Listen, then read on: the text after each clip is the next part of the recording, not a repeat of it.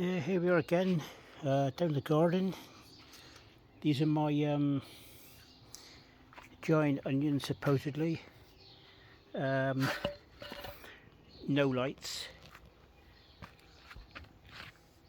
So these have just been brought up in the greenhouse in natural light, really. Oh, and candlelight, if that counts as well.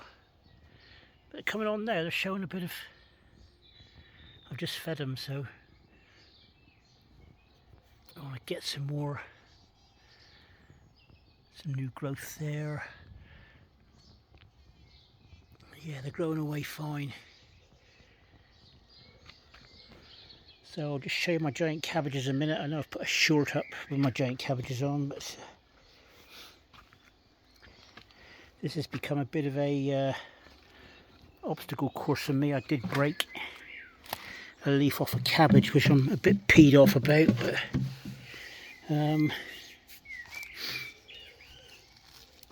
yeah, so what I'm doing now to water is opening up both ends. There's 1, 2, 3, 4, 5, 6, 7, 8, 9, 10 of them all together. 1, 2, 3, 4. Sorry, 9. Yeah, yeah. I'm hoping that they won't push. Well, I've got netting on the outside of this here.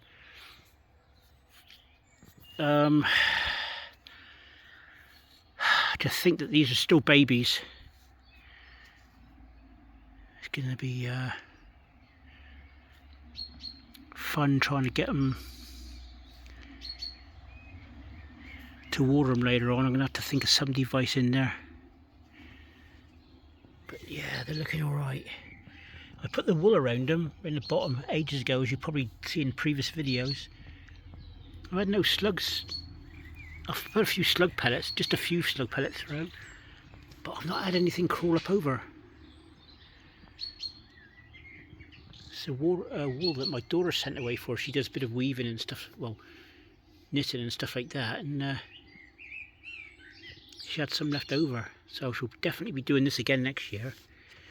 I'll even try it with, go to see if there's any local farmers that got any ordinary sheep's wool, or even see if I can scrounge them after somebody sheared some. So, but yeah, it works pretty good, I'll tell you. Right, we'll move on and have a look at the rest of the garden. Potatoes.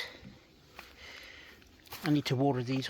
I didn't know that potatoes need a lot of water, and I'm running short on water. My drums are getting down a bit, and there's no rain for the foreseeable future as far as I can see. But yeah, they're coming on brilliant, these here.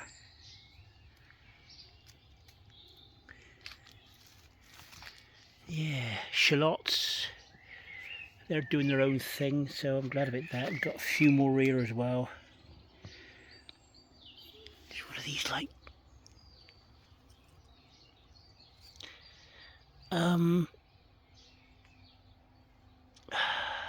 Yeah, I might leave them till tomorrow morning actually. Water them in the morning. They're damp enough, so it's still left. It's a bit of damp on my finger there. Right, we'll have a look. I'll give these water in a minute when I finish filming you guys. These shallots, I'm well chuffed with these. I'm going to have to start saving jars, I think, for pickling onions.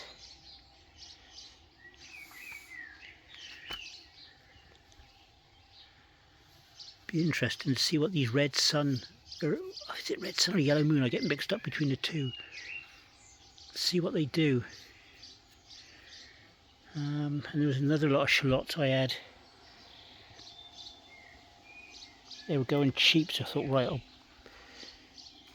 buy them and put them in. There's a few more shallots here. My old gooseberry bush, I don't know if he's going to come to anything. I thought I'd lost that one. Blooming bindweed everywhere. I've got to go through all this lot, dig all that lot up. That's going to be part of my garden, hopefully. Nice ash tree there. Yeah, that's the easiest way to do that. Is feed them, is water them from both ends. I I did give them a bit of high nitrogen feed there and the onions, so we'll go down and have a look at the carrots and parsnips at the moment, I think. Oh yeah, I've got potatoes in there. These are mixed, but they're not up yet. Here we go, look, nice bit of colour. Nice little orange rose. I was looking around for an orange rose everywhere and I found it. Yes, it's another new one there. Comfrey there, it's been here for several years. There's a bee over there working it. You can see the bumblebee on it, look. They love it. The bees love it. I don't do nothing with it, but it has a lot of uses. I think Peter Renauf did a video on the uses of comfrey, so I've got dahlias coming up here everywhere. They've all decided to come up this year. More potatoes. Helichrysums, everlasting flowers. They're getting a bit tall actually. I can't remember.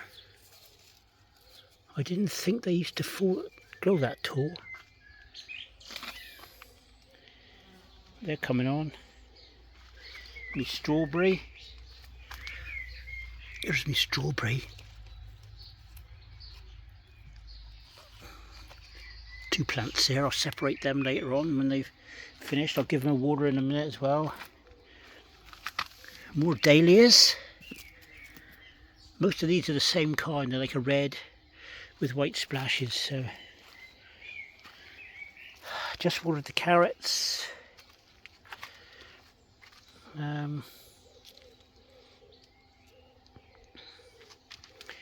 Yeah, these are coming on a bit slower than what I thought.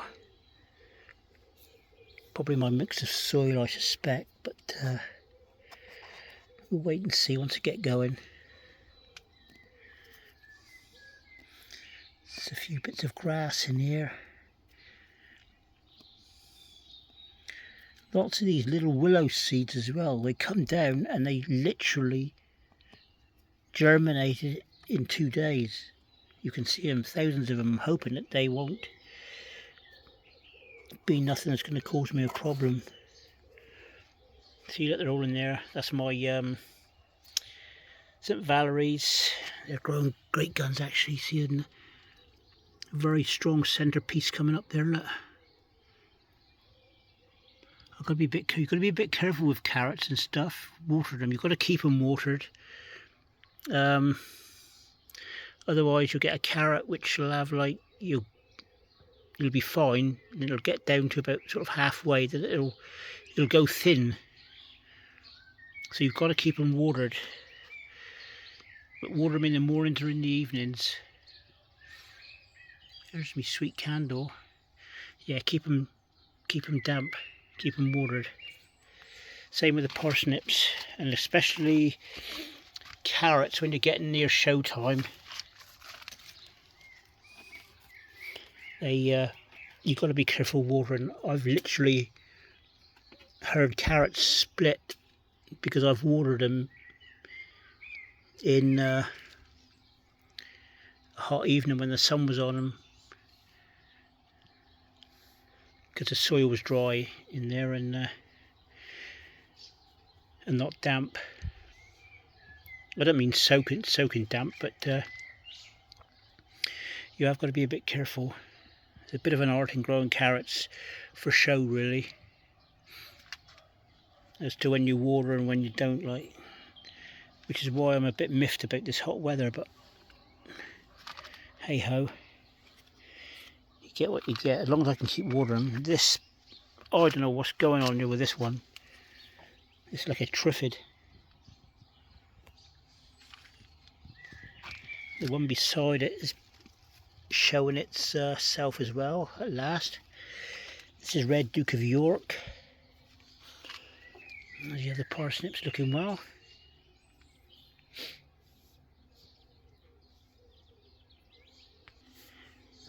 More dahlias here.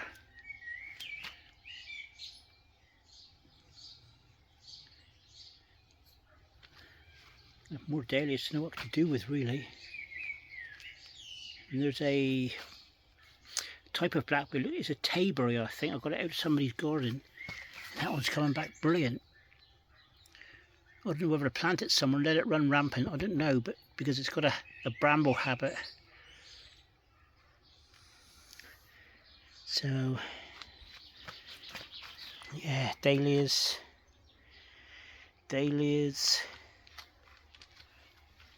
tomatoes, going well. Going too well, actually. I'll water them tomorrow morning.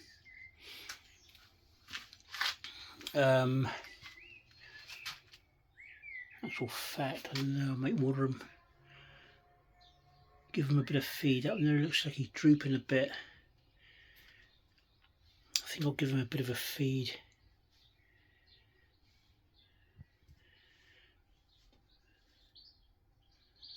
Yeah, it's all coming on. The gherkins, I'm not happy with these. They get to that stage and the leaves start to fold on them. Cucumbers going alright, but what the hell are the gherkins? There's my 3 onions, it's indoors, the calcium and the ALC. So that's that, folks, unless I can find some compost. I'm going to have to get a bag tomorrow to redo these. I could have put too much topsoil in, it doesn't seem to be draining away. They don't seem to like it. No sign of the runner beans yet, but the soil is cracking up, so that's a case of yeah, there's one there, won't be long now, and there's one breaking surface there. Right, folks, that's it from my garden for a minute. There's the casualties for a minute. Brussels sprouts, I need to get them out. I should have time tomorrow morning to put everything up. I'll go and get a bag of compost and I'll put all these up individuals, repot these here because they're not happy with the topsoil and the mix. I don't know what compost I mixed with it, whether it's not, I should have introduced some sand into it really as well, but hey ho. Okay folks, I'll say bye for now.